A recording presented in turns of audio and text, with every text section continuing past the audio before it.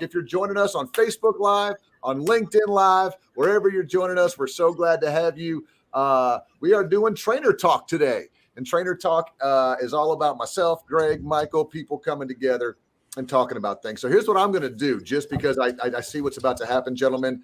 I'm going to exit out of the thing. I want you guys to get us started talking about everything about company culture.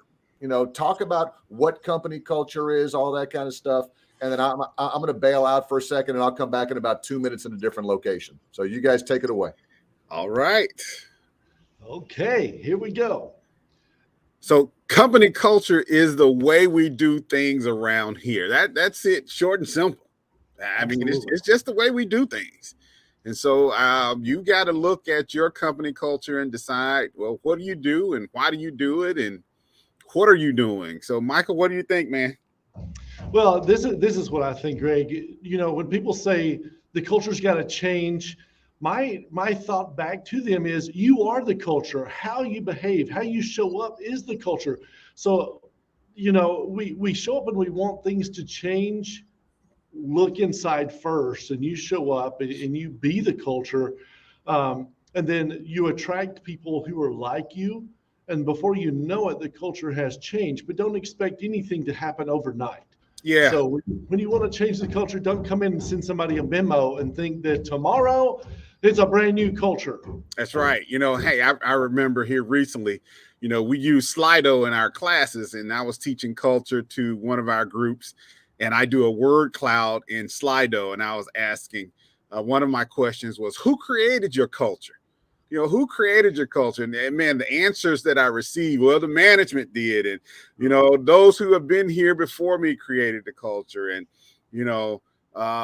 the county created the culture. And all of these, just different things that popped up in this word cloud were just, pretty hilarious when you think about it. And that tells you that particular organization hasn't really explained, who created their culture and why that culture is the way it is today. So we've got to make sure, just like you said, that everybody knows that everybody in that organization or on that team created the culture that exists today. So that's an important fact. Glad you brought that up. That's a good point, guys. Can you hear me at all now? Yes. Yeah, we're good. All right.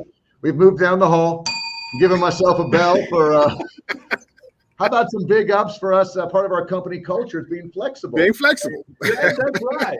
Woo, trying new things. So if you're just joining us on Facebook Live, on LinkedIn Live, maybe on YouTube Live, I'm Pete. This is Greg. Let's go ahead and put our names back up there. Michael's joining us. And we just love to get together and just talk about. Now I'm going to move because it's right outside my door. So take me out and I'll see you in just a moment. All right, Michael, go ahead and log off and roll on down to the other side. Oh, my goodness. Well, this is priceless, though, because, again, maybe from a leadership style, we're all learning, change and how do you adapt to change. Let me go ahead and take him out of the screen here, Greg, and just, how do we adapt to some of these things? To make a long story short, y'all, we're getting huge numbers. We work in a building called the 2121 building.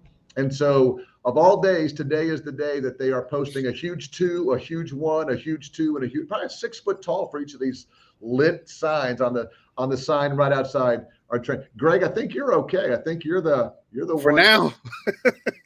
Who knows? Who knows what'll happen? So thanks for being flexible with us. And something else that I really want to do, Amanda's enjoying you. Of all the days, Amanda, thank you. But we want this to be active and involved. So if you want to leave a comment on LinkedIn, because I want to hear about your culture, how you're adapting. We all work in local government. So Greg and I and Michael, we're trying to figure out what a pre-pandemic, post-pandemic organizational culture looks like in local government here. We've got different cities, but we've all worked different places. Greg worked for large companies, so did I. So we kind of have this idea about culture that we can kind of figure out as we go. So Greg, let's start with this one, me and you. But before we even get into what pre and post looks like, who defines the culture? And there's really no right or wrong answer to this. Does management say, this is how we want the corporate culture to be, suck it up and join in? Or do employees in an organization start building it and managers get a feel for, well, I guess this is how they like like this office place to be? What's your take on that? I think it's both. I think the employees have to really be engaged in what they want that culture to be, look, and feel like. And I think management has to set the tone for it as well of, hey, we're going to do this. We're going to have this type of culture. And then together, everybody works to make sure that they maintain that culture, that environment is inclusive of their values and beliefs and behaviors and what they want to do moving forward. And again, you just brought the whole HR function into it. A lot of times HR talks about, well, what does our vision statement and our mission statement say? And what values do we have? And what's our DE&I strategy? And while that's all well and good, and we work in HR, Greg, and we live HR, we can have all the signs on the wall for everything, but the reality of what our culture looks and feels like may not align at the time with those signs. That's right. That's right.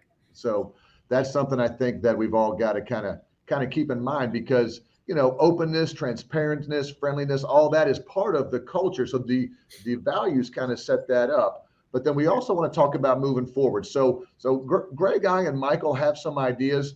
But let's start with this question. If you're watching us live, please feel free to type in the chat, either on Facebook. We'll be monitoring Facebook comments. If you're watching on LinkedIn, we can put your comments right up on the screen if you want to give us your thoughts. And the question is, what elements made up our workplace cultures pre-COVID? And this is going to be different for everybody, no matter where you are. But I'll throw one out here. At the personnel board, pre-COVID, we were really a non-remote workforce. I mean, for IT a little bit, but we're by and large an in the office type of organization. That was like definitely a pre-COVID stance. Greg, what else do you think made up our culture pre-COVID?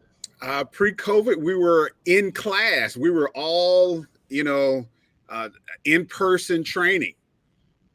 And it was probably 100% in training. Of course, we did some off-site things, but still it was in person, instructor led right there, workbooks, everything. So that was a pre-COVID.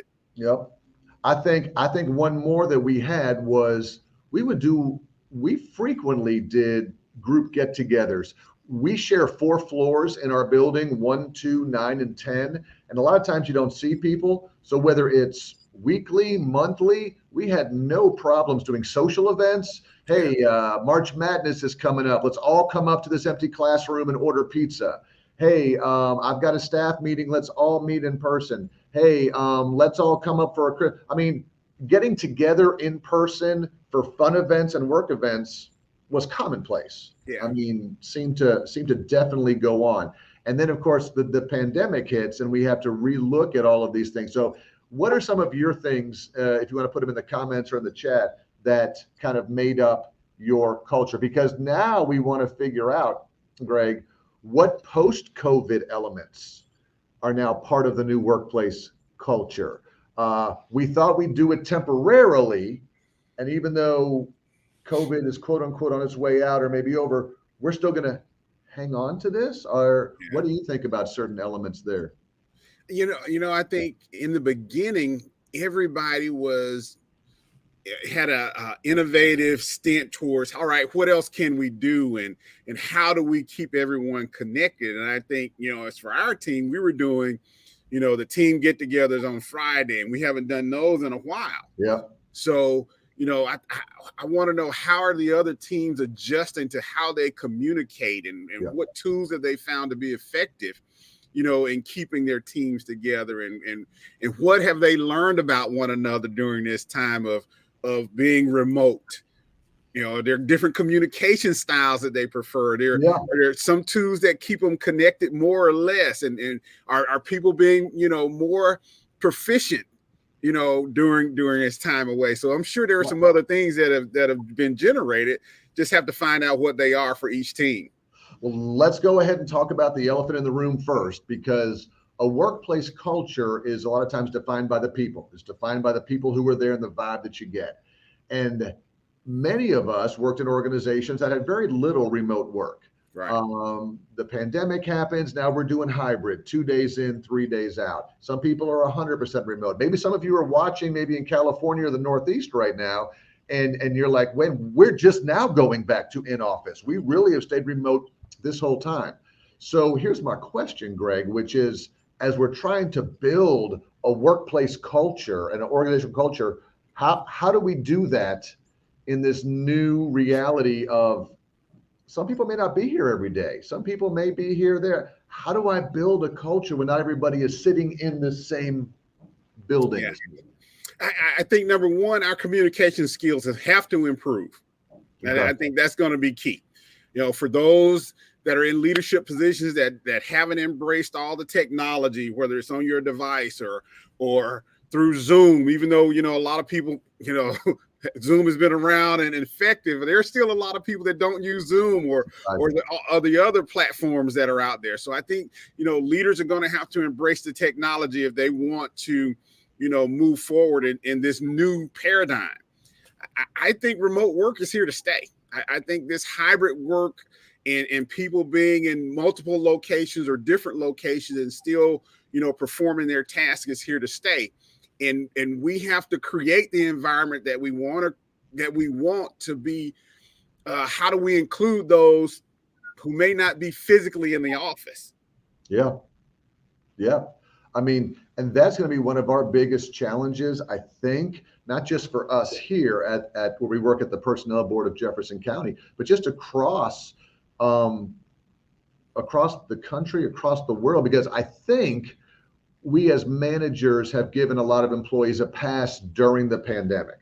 Okay. Like if you're working remotely, I see some of your work coming in. I'm not really micromanaging you, but everybody was going through the pandemic and we're just happy that the technology works. And I can't believe we're connected and you are getting some of your deliverables done. Again, this is, not for manufacturing or anybody has to go in. Right. But now that we're doing it permanent, I think we're saying, well, I want to see exactly what your input is, not from a lack of trust or anything like that. And so it's kind of a management style thing, isn't it? I mean, management styles have to kind of change a little bit. Right. And I agree with that. And so, does your environment now and your culture now say that you have a certain meeting day or a certain check-in time or there are certain responsibilities in Slack or whatever tools that you're using that now I have to say these 3 items or these 5 items have been completed.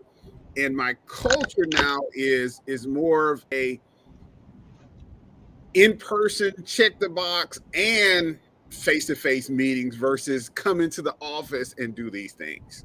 And I got to tell you, as a manager, this is so much harder because when everyone's in the office, I can always just walk down. Hey, how you doing, Greg? Hey, what do you need? Hey, Michael, how's everything going? If those who just joined us, Michael's back. We have gone away from the drilling and the issues that are as we're redesigning our building, making it look great. But that's why Michael popped in because I had the same issues. But Michael, we're just talking about just managers struggling because, like I was telling Greg, I like the fact that I can roll over to your desk or come on down. And now I might be like, Michael's working remote 2 days this week. I should call him and check on him. Someone's come up. I'm not going to call. So, I mean, it's almost like, do managers have to create some type of routine or some type of new expectations for employees who are going to work remote? What does their training need to be for a manager to know how to communicate like that? Yeah, it's really just setting those expectations and having a call and checking in every once in a while. I don't think you need to micromanage, but you definitely need to drop in every once in a while, have a conversation, but set the expectations up front when you know that you're going to be working remote, and weekly check-ins. We have those weekly check-ins. Hey, what does your week look like? There's no need to have that manager pestering thing. Sorry. Check in and go back and forth. I'm right here. Right. But have that back and forth. Make sure that both of us are open to receive calls. Make sure that there's an open communication. I think that's the best way. When I can reach out and talk to Pete and Pete can reach out and talk to me and neither one of us are caught by surprise, I agree. That's the best way. if anyone's watching live right now on our trainer talk, our comment or our topic is the new workplace culture and all these little factors and elements that make up the workplace culture. Please comment in Facebook or LinkedIn. Let us know. Say, hey, what are your thoughts? How are you dealing with this whole hybrid remote thing? And again, we work in local government, so we have a lot of organizations: public safety, police, fire, the health department. So this one component of workplace culture isn't even applicable to them. They're like, this is not how we run. We can't run our organization this way. Let me ask you guys about, okay, this new idea around computer tools and technology in the new workplace culture. Before, it was people had to know the Microsoft Office suite for the most part, Word, Excel, PowerPoint. And maybe if you worked in HR, different functions, you got to know your specific software. Now, are we saying you have to learn a whole bunch of new tools to have a minimum level of expectation? I just put down here Zoom or Slack. What are your take on this expectation of technology usage, Greg? I think it's a must, Pete. In today's age and what we're doing, everyone is walking around with a device. I think it's a must that we know how to operate, just as a minimum, virtual tools like Zoom. I think we've got, and organizations have to find out and find a different way to communicate if we're going to have remote workers. And what's an easy tool that everyone can wrap their hands around to stay connected, and because you miss the camaraderie in the office. But you have to maintain a way to stay connected and share things, where there's funny things or pass documents to others to review, or get a different set of eyes to look at certain things. So it's a must that we add that skill set to what we're doing if we want to maintain just effectiveness. Right. So. And that's so interesting. Like, we have to make sure people are either have these skills or are going to learn them as an expectation when they come in. And Michael, people use Slack differently. My wife uses Slack in her organization when they all went remote, like almost like a rolling text message. Like, it was part of the main communication vehicle. So everything went down the Slack, and you would go back and you would do all that. But we didn't use ours that way, did we? We used ours for a different purpose. We did. We used ours just to communicate with each other. Hey, good morning. What's happening?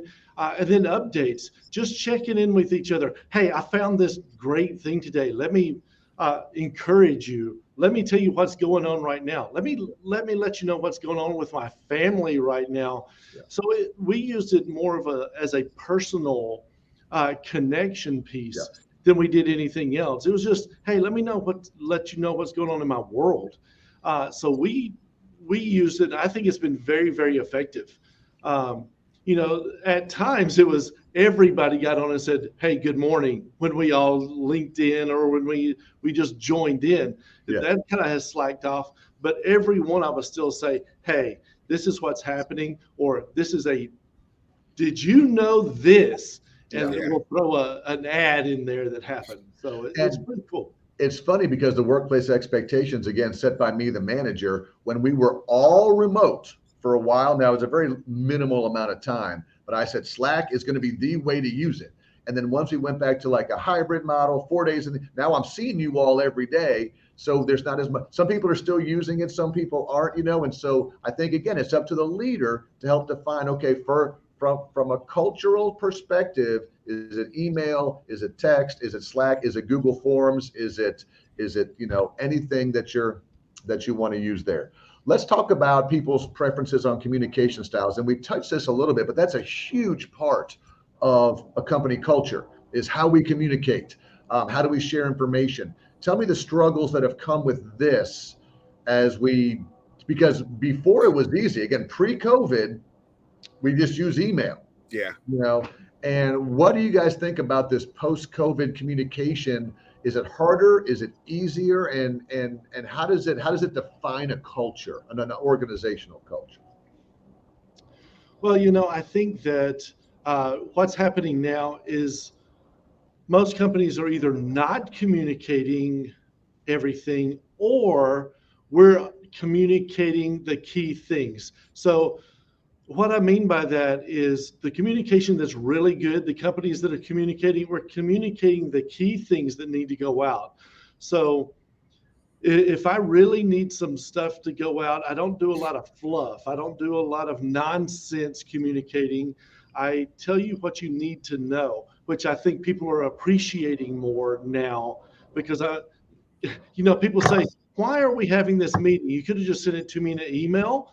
I think a lot more of that's happening today. Of course, we have the Zoom fatigue, but communication styles. We are learning through this what to communicate and what we don't necessarily need to communicate. So that's my take on this. No, I think you hit it good. I mean, Greg, I tend to over communicate. I like overshare. And again, if people are working remotely, is there an expectation that they read their emails all the time? Is there an expectation? Because the whole beauty of remote work is I'm going to step away from my desk to do a load of laundry. I'm going to step away from my desk to kind of do this or pick up my kid from school. Well, in the past, the expectation is your email's always popping up all the time. You're in the office, so I can respond right away. Well, now I'm getting frustrated, but I'm letting you work remote, but you're not responding right away. So again, how do we handle all of these communication styles with remote and hybrid work as part of our culture? Yeah, and I think it's changed. I think the communication style has probably adjusted as well because we're inundated with text messages and we've got Jabber that's an expectation there, and we have Slack messages, and so I've got to look at multiple things or multiple pieces of communication, and am I expected to respond to each and every one of them as soon as I receive them? So I think that in that culture, we have to say, hey, this is what the expectation is when you receive this message, respond, or you have an hour to get back with me, or whoever is communicating should say, this is urgent, please read the entire message. Because now in this day and age, with all of these things, we're so used to at 3 to 5 second, blurb that's coming across because we're scrolling or something and we scan and may not get the gist of what's being asked. And so we have to, set the culture, say, all right, here is something that I want you to read, respond, give me a couple of bullet points, or the communicator has to put the bullet points up front so that, I get to the message faster. Yeah. Right. All right, let's talk about FaceTime. All right. This could be part of a culture, hey, no one can leave early. If the boss is still working, we can't leave early. I want to make sure I go down and shake hands and glad hands and kiss babies, whether you call it relationship building, networking, FaceTime in the office, everybody was on an even playing field. Well, what now if you're working as part of the culture with people who are some are remote, some are here, and now managers are making better relationships with people who are in the office versus remote because I can talk to you quicker, so now you get more projects so the culture around FaceTime has shifted from, it just is part of who we are to now does it become almost I hate to say a strategic initiative, but how do we handle this? Because I've seen some research and some studies that say that younger people who love the remote work are also scared because if I don't have time to showcase my skills in person with my supervisor and someone in the office does, is there some type of internal bias there that they're going to hold against me? Any thought, Michael, and any thoughts on that? Yeah, absolutely. I jotted down a few words as we were preparing for this, and one of the things that we as leaders have to do is this: we have to be aware. If I'm managing people, I have to be aware that I have people away from me as well as people that are in front of me, and I can't always depend on the people that are in front of me and give those tasks away because I have other people that are working remote. So I still have to balance that. So I have to be aware. I've got to be accountable to myself to make sure that I'm being fair and that I'm working that whole team, that I still keep that team together, and I have to be intentional. So I've got to remind myself and just hold myself accountable to working that whole thing and making sure that the person that's remote doesn't feel left out. But sometimes they don't feel left out. We feel that they feel left out, and they're going, "Ooh, I'm glad I'm not face to face today." Yeah, yeah. I don't want that list of things, but it's our responsibility to work the team and to make sure that the team stays a team and we're not individualizing. Yep. Greg, anything to add there? Yeah, I think in our workforce today, we have to really understand, you know, the people that we have on our teams, because if we look at the generations that are there are some people that prefer that FaceTime and want to be face to face, and then you have another group of people that may prefer to be remote and just using technology, and they're still accomplishing the things that need to happen in the office or at work related, and they don't need as much FaceTime, or they have the check-in times that are scheduled. And we know we're going to have a Monday meeting or a Thursday meeting or whatever it is. And then we have to make sure, when everyone says that we have an open door policy, well, maybe that open door policy is now, hey, I've got the flexibility now to create a FaceTime, on Zoom, or I've got the ability to create a FaceTime through Slack, where if there's something that I need my leader for, Yeah. I have the ability to say, all right, push this button and we can see each other and talk and walk through whatever my issues may be. Right. So I think you're right. Again, I keep harking back on the leaders, but y'all are right. The leaders have to decide, not just because this is a part of the culture we talked earlier. Does management design the culture? Do employees design the culture? I think if managers let employees design this part, like it'll go off the rails. Like, oh, you don't need to communicate with me. I don't need to be on FaceTime with you. You don't need to see me. I think managers say, how much FaceTime do I need with you per week? Right. To make sure that things are getting done. Let's talk about team outings. Greg, we talked a little bit about this, Michael, while you were coming on in. Part of the culture in your organization may be that we go out for lunch as a team once a month, or we all meet for breakfast, or we have offsites. Maybe we have in-person and not necessarily meetings. So I'm not talking about your staff. I'm talking about just the culture here is we have a fun time getting in person. Well, now, what if you're working 20 miles away? I'm working 20 miles away. Michael's over here. We're all remote. And then I say, can you all drive on in? We're going to have a fun team outing.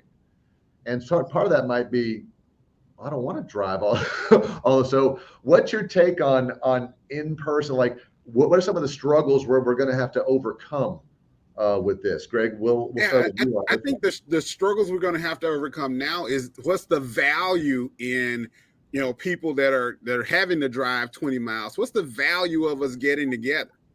Are we getting together to just sit there and laugh and joke? If that's the case, let's get together. Hey, we're going to shut down early on Thursday. Everybody go outside on your deck and pull up Zoom for 15 minutes and grab your cup of coffee and sit out in the sunshine, and we're going to just talk and laugh and catch up. Okay. So the paradigm has to shift. Yeah. And so but the leaders and the group have to decide, well, what's the value in all of us being in the same place at the same time?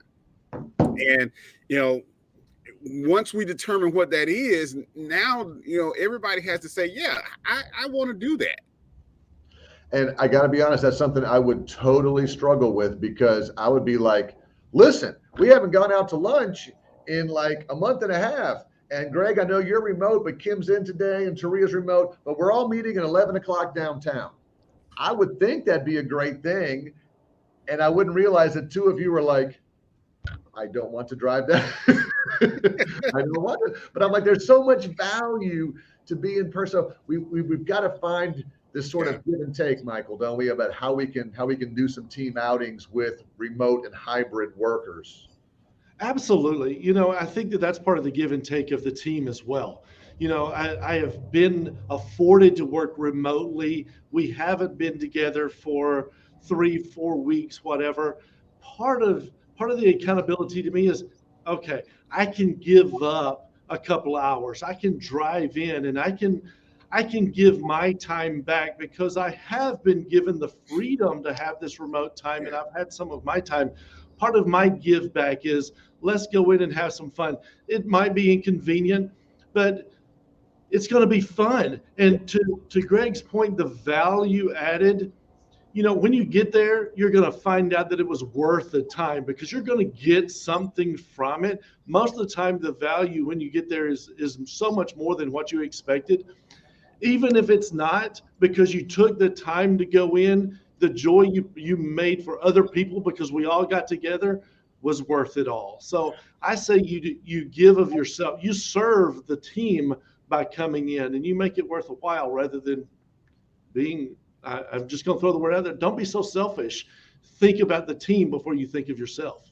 And that's an interesting point. And again, as managers or supervisors who are leading teams, and again, I put myself in this quadrant, if I say to someone like Greg or Michael, hey, 4 of us are in the office, this is your remote day, people are going on vacation, we're all meeting for lunch.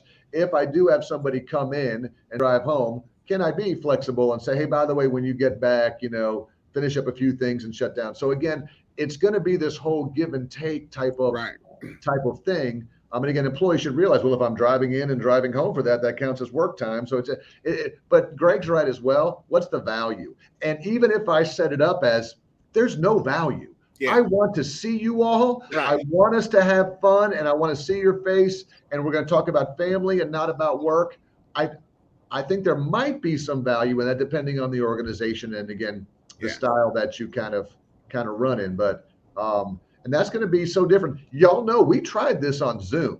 If you remember, last year, we tried a couple times to get all 50 employees on Zoom to like play a trivia game or talk about this. And for the first one, is this mandatory?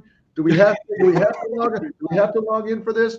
And we got about 50, which is about 80% of our, and then the next one, you remember 2 weeks later, we got about 40. And then the next week, because people weren't seeing the value in it, except all the extroverts were like, thank goodness I get to talk to somebody. But a lot of people were like, I can do other things. So what do team outings and fun events, again, kind of look like?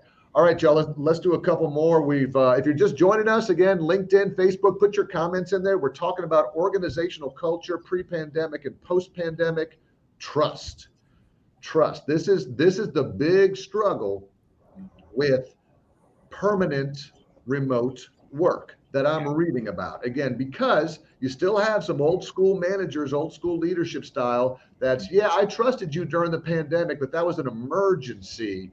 Now you do have to be remote, but I don't trust you as much. So can you fill out a document? I want to see what your 8 hours are all the time. I want to watch. When the reality was, when we're in the office, you may not have been doing that, but you don't trust. So how are we going to overcome trust barriers as part of our culture in this post-pandemic era? Or do you guys think it's the same? I think it has to be the expectation has to be upfront that remote worker has to know that there are certain deliverables that have to happen. And we have to know, being remote, that it's going to require discipline. It's going to require us to get in and do the things, to meet the deadlines and to be productive. And that our employer has an expectation for us to deliver certain things for the amount of pay that they're expecting us. So that trust is there, and it can't be one-sided. It's easy. Go ahead, Greg. It's so easy to sit there and say, well, hey, I'm remote today. I have my computer on. I'm going to do the laundry. I'm going to play with the dog. I'm going to take the kids wherever they want to go and not do any work. That's an easy out.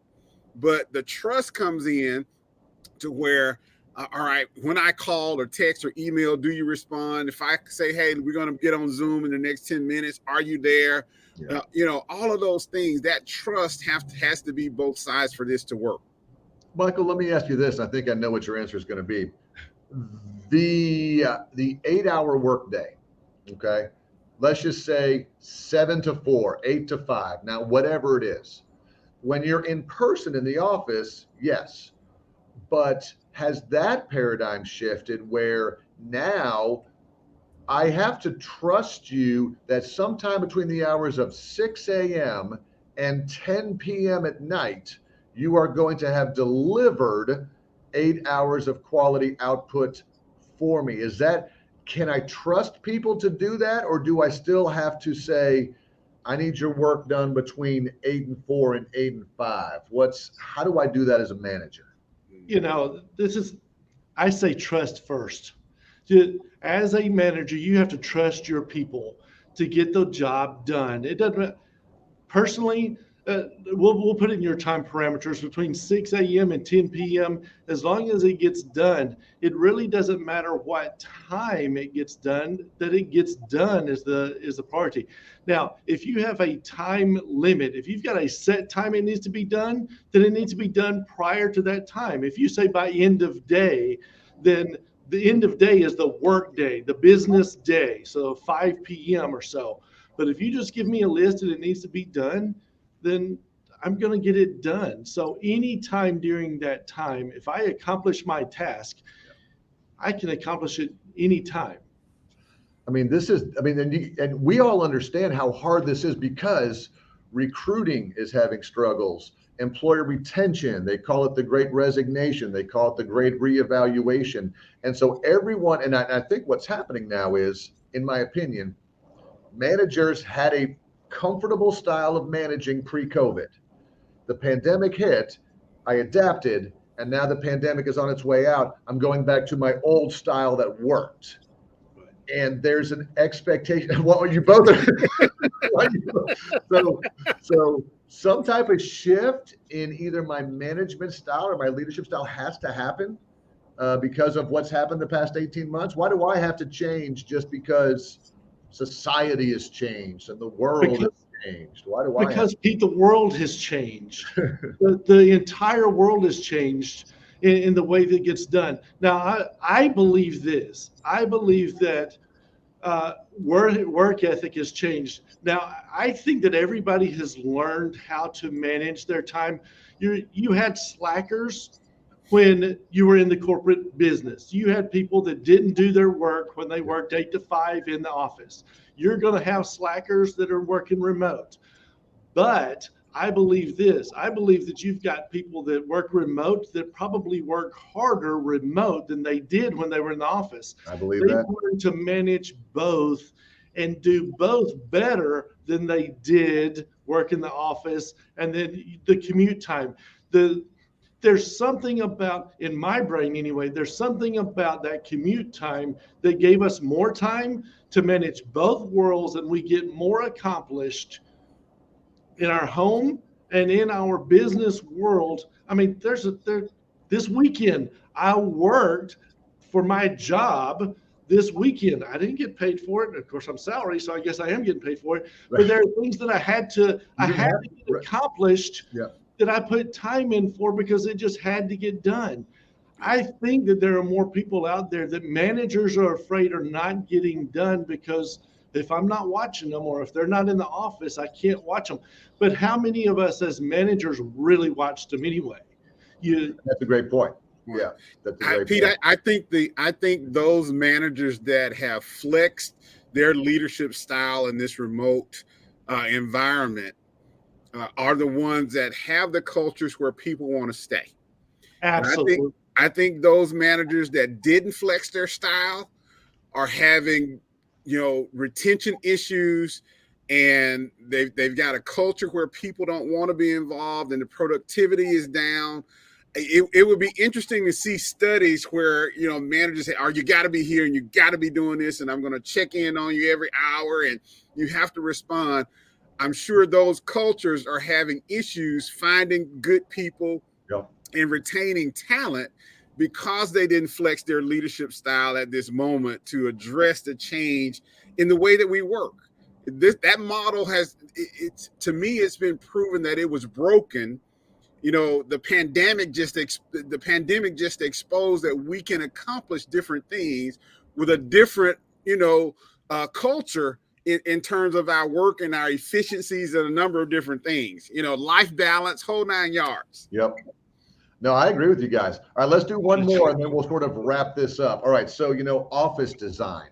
man, have we gone through an organizational culture shift on this. So we went everything from offices into this cube environment, into where people have said, work, you can, cohabitate in the office and learn from each other. And then COVID hit and no one wanted to be in the same office with someone else. So now let's go back and put individual offices in. And now I'm hearing words like hoteling space, where people can, what is the future around office design in your mind? And what do we need to know about it as part of our culture? And there's no right or wrong answer, but what do you think? Is it offices? Is it flex space? Is it everyone gets a laptop? Is it a huge room that I just don't know. I think it's everyone has a laptop, because I think we're more conscious now of what we touch, people being sick, cleanliness, just viral things. I think it's going to be, hey, if there's issues and somebody's really, really sick in the office, that we have the ability to spread out or just distance ourselves or remove ourselves totally. Yep. Especially if you have external circumstances where kids may have certain things going on in their school environment, or you may have, family members that have certain diseases and things that are impacting them and their work and how they work. Even with the essential workers, I think it's going to be vital that how we work now is going to be a bigger issue. Yep. Michael, what do you think, buddy? I think very much the same that Greg does. As you can see in the background, when you have Greg up, we had an open space. Now you've got some petitions up and that kind of thing. But for the most part, we've got a mobile office. We all have our laptops. If something happens in our office, we pick up our laptops. We can move. We can go to a different room. We can go home if we need to go home. We are able to move and be mobile and work wherever we need to work. We have a home. What I mean by home, we have a home station in our office that we can sit down and work. I think that is the future. If I need to move into a different location on my floor, I can do that to be away from people if we need to spread out. I think that's the way to go. And then if something happens, a flag goes up and we need to be remote, we can do that in a moment, but still be able to work. Mm-hmm. So just being flexible, companies making it flexible to where I can work wherever I am is the most important thing. That's what we always come back to, because I think all the people who design office environments, because we want to have an open culture and an airy culture and this and that, they got hammered with everybody during COVID going, well, then I couldn't bring everybody in because they didn't have safe spaces. But now if you build too many offices, the culture looks like everybody goes into their offices and closes the door and doesn't come out. But what's the difference between that and somebody working remotely? Because if I'm remote, right. So there's all these things that you kind of have to bring out. So, all right, let me check for comments real quick. And here's my last thing for you guys. Are there pre-COVID culture elements that need to go away forever, or are there some that need to be carried over? So again, one of those, is everybody in the office all the time, no remote work. That is a pre-COVID type culture thing. I'm okay if that goes away. I think there needs to be some type of flexibility. Anything else, Michael or Greg, that came out of the pandemic that's good, that you like? What post-COVID elements are now here to stay? What's your take on anything that's changed culture-wise over the past 2 years? I'm gonna make a general statement, which is always dangerous to make a open general statement. But this is what I'll say: if you had any rigid, hard, fast rules, at least take the time to review all of those. Look to see if you can make it flexible at all. I'm not gonna say it needs to go away, but I think you need to get a team to look. Don't just take your own perspective, but get a team, at least 2 or 3 people, to look at those hard, rigid rules and see, can we flex those at all? Is it necessary for it to be hard and rigid, or can we bend those a little bit? Is there anything here that's going to drive people away? Yeah. Or does it need to stay hard and fast? Yeah. Because at least have the conversation. And that's a great point, Mike, because people always say, well, how do you define a corporate culture? And my response is always find someone who works in that company and then go and say, hey, what's it like to work there? Hey, what's it like to work at Regions Bank? Hey, what's it like to work at the personnel board? Hey, what's it like to work at Alabama Power? And when they say, oh, we're open, we're honest, we're flexible, or do they say, it's a train wreck? Right. They're not, so that's part of it. Greg, anything else from you around culture? I think the one thing is we should have realized that we don't have to be face to face to be productive. Mm-hmm. And I think if the pandemic didn't show us anything else, is that we have the ability to be anywhere in the world and still be productive. Yep. And that is going to continue to be one of the things that if organizations don't shift to that, if they're still forcing everybody to come in, they're going to lose a lot of talented people who for no other reason just want to have, the autonomy to say, hey, I can work from home, or I can work from this location or this city and still be effective and still be able to lead a team of people. Yep.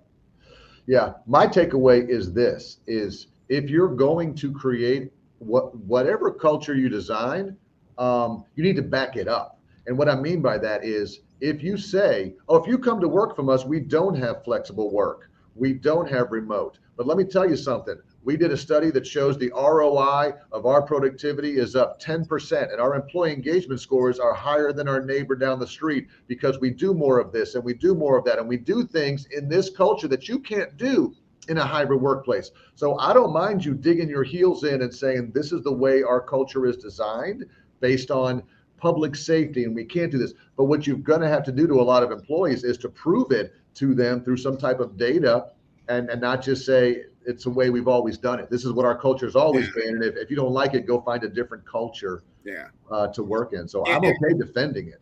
Yeah. And on that point, Peter, I think for those cultures that don't have the capability to be remote, they have to think of ways to be engaging to keep the people that have to come in.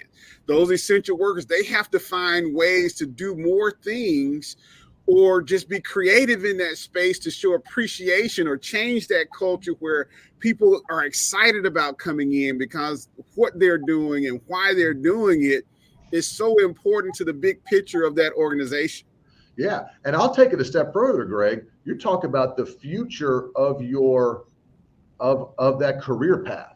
Okay. So employees are talking right now, and employees are talking with their friends at little league ballparks and grocery stores, and they're meeting people and they're talking to the grocery store going, hey, how'd you do today? Oh, I had to work all day today, 8 to 6, because I work in police, fire, or healthcare. How about you, Pete?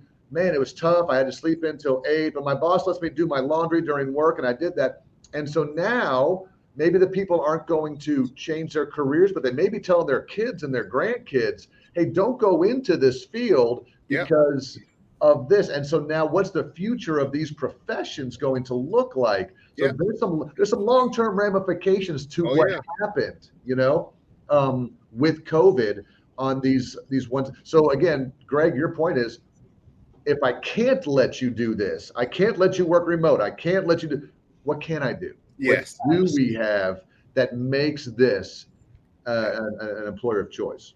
Yeah. To that point, there's a lot of stuff going out there on social media now. Don't tell your people where you work that we're one big family, because work is not family. That's a great point. But what you can do is you can create the best community in the world. Mm-hmm. You should have the best relationship in a community, because you do want to be the best community to live. Where's the best place to live in the world? Well, where's the best place to work in the world? And you want to attract people to come and work for you. And the best place to attract people is to have great relationships. A place you get to go to work, not a place you have to go to work. Yeah, exactly. Perfect. And we'll also wrap it up by saying I'm glad all three of us are in the office today. So thank you guys for being. Although this might have worked better if we're all remote, because all the drilling going on. So if you watch this, tell your friends. We do trainer talks on our Facebook Live page. Follow us on Personnel Board of Jefferson County. We'll have some lunchtime learning blast on our Facebook page coming up as well. We want everybody to get better, whether you work in local government or in the private sector. We hope these tips have helped today. So, gentlemen, great job. I appreciate you. Thank you so much today. All right, Thank you. Pete. All right. Thanks, guys. We'll see y'all later. All right. Bye.